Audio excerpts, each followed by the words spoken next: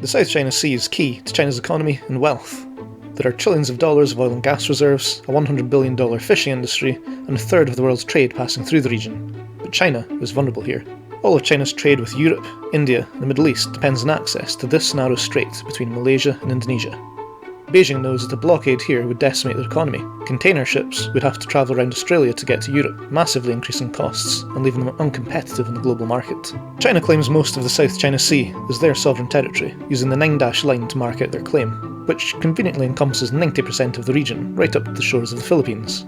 Why? These two groups of islets and coral reefs. By dredging the seabed, China are expanding these tiny reefs and creating habitable islands, which they're then turning into military bases. This achieves two things. First, it provides what are effectively unsinkable aircraft carriers in an area dominated by American and NATO navies. Secondly, by creating permanently inhabited islands thousands of miles from the mainland, China have exploited a legal loophole.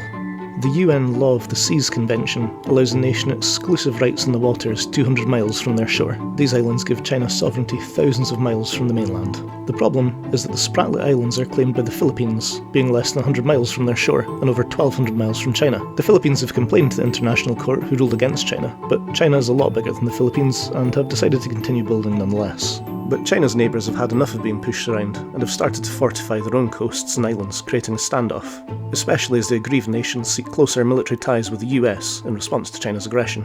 In response, the US has sent warships to patrol the area, but with China's new fortified military bases across the South China Sea, America's naval dominance in the area is fading. And as the Chinese grow bolder, a single miscalculation from either side could become the spark that ignites a new war between the two greatest superpowers the planet has ever seen.